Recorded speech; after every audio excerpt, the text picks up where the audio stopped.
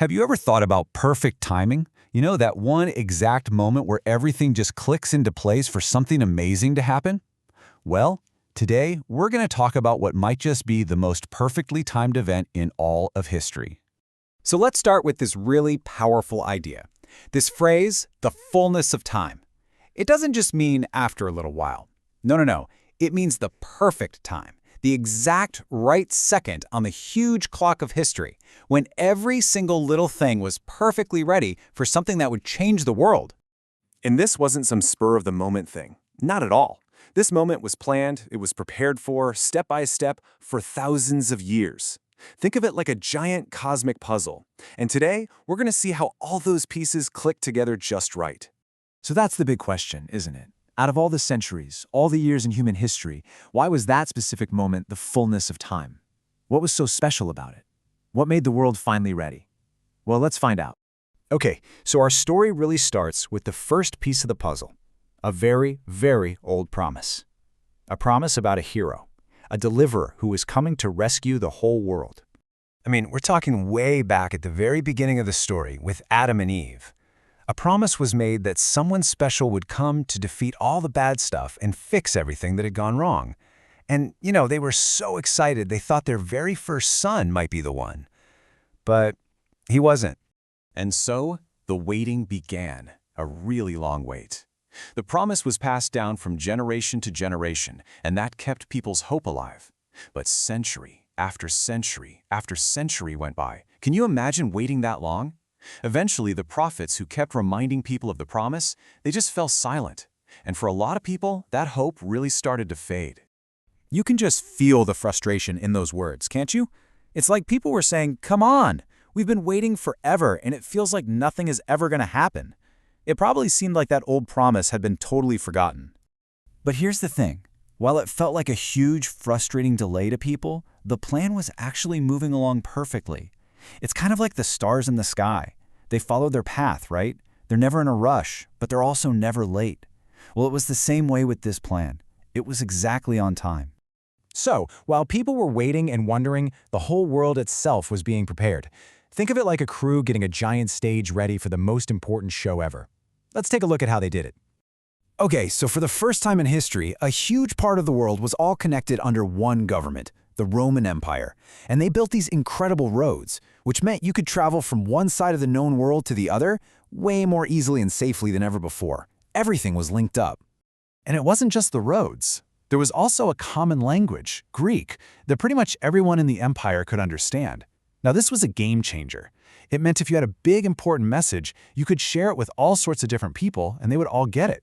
And here's where it all comes together so brilliantly. You had Jewish people from all over the empire traveling to Jerusalem for these big festivals. While they were there, they could hear the news about the promised hero. Then they could hop back on those amazing Roman roads, travel home, and share that news with everyone in a language they all understood. The stage was perfectly set for a message to go viral. So the physical stage was set. The roads were there, the language was ready.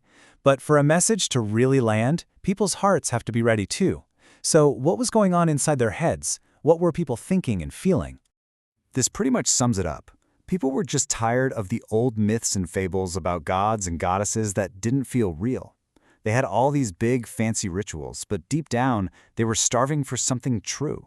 They were scared of dying, and they had no real answers about what happens next. The whole world was longing for a hope that they could actually hold on to. So you've got this connected world that's desperately looking for hope.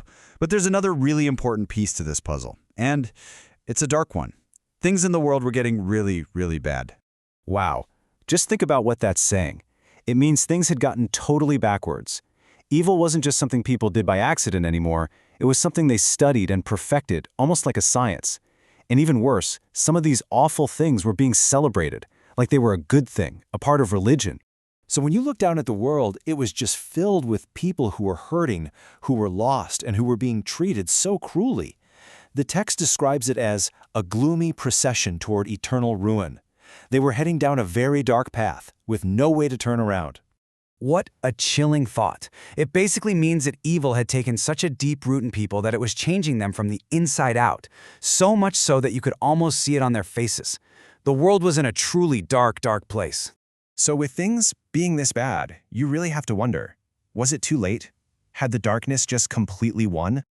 And that was the moment, the darkest hour, right before the dawn. It was at this exact point, this moment of greatest need, that the rescue mission finally began. So, right at the very crisis when it looked like evil was about to win for good, the hero arrived. And here's the amazing part. Instead of coming to destroy the world that had gone so wrong, the plan was to save it. So let's put it all together one more time. You had an ancient promise that gave people hope. A hero was expected. You had a connected world so the news could travel fast. You had people whose hearts were searching for real answers. You had a world at its absolute worst, desperately needing a rescuer. And then, bam, the great clock of time finally pointed to the perfect hour. And what was the whole point of this rescue mission? It wasn't just about stopping the bad things from happening. It was about fixing what had been broken inside people. It was about restoring the goodness and the beauty they were created to have in the first place, and making them new again. So everything was ready. The moment was perfect. The hero was here. But that leaves us with one final, massive question to think about. Could one person arriving in a tiny town in a forgotten corner of the world really be enough to turn back all of that darkness and change everything forever?